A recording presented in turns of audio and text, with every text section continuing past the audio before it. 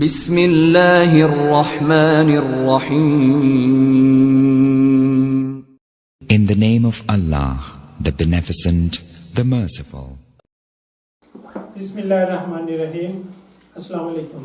میں ہوں پروفیسر حکیم رائے خالد. آپ دیکھ رہے ہیں ہمارا یوٹیوب چینل. ہم آپ کو ہر بیماری اور اس کی علامات اور اس کے علاج کے بارے میں مکمل رہنمائی دیں گے. تو حسن و صحت سے متعلق تمام مسائل اور ان کے حل کے لیے ہمارے ساتھ جڑے رہنے کے لیے ہمارے یوٹیوب چینل سبسکرائب کریں اور بیل آئیکن کو ضرور پریس کریں. اگر آپ کو بھی کوئی ایسے مسائل درپیش ہیں تو کمنٹس باکس میں کمنٹس کریں اور دیے گئے نمبر پر کال کریں. ہمارے دواخانے کا ایڈریس ہے خالد دواخانہ، غلہ گودام، اکاڑا.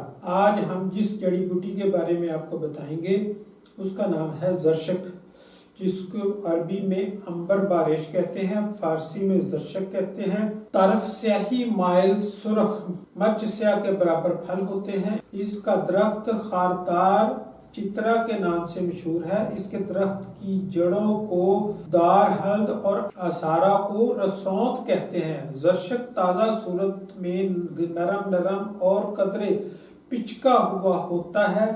رنگ سیاہی مائل، ذائقہ ترش، چاشنی دار، کھٹ میٹھا، مرغوب.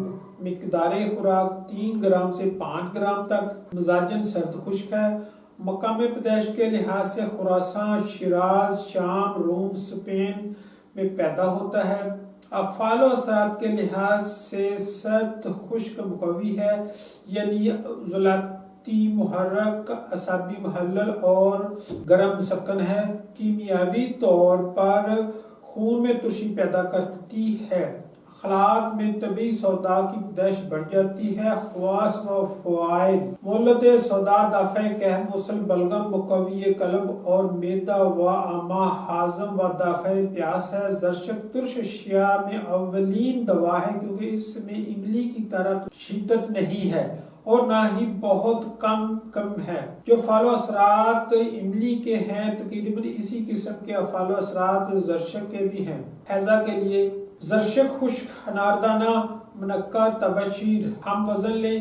اول اناردانہ اور منقع کو پانی میں ابال لیں، پھر پانی ان دونوں کے وزن کے 2 چند ہو. پھر دونوں ادویہ کو باریک پیس کر ان کے پانی میں ملا دیں. 2 چمچ صبح، 2 چمچ شام کو لیں. یہ نسخہ بچوں کے لیے نہایت مفید ہے. عموماً بچوں کو تاش کی تکلیف ہوتی ہے، یعنی کہ پیاس لگتی ہے، جو حیضہ سے بھی خطرناک ہے. اس کے لیے نہایت مفید ہے.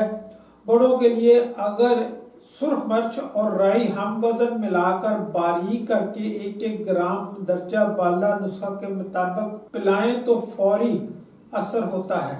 اگر آپ کو ہماری یہ ویڈیو پسند آئے تو لائک اور شیئر کیجیے گا. شکریہ.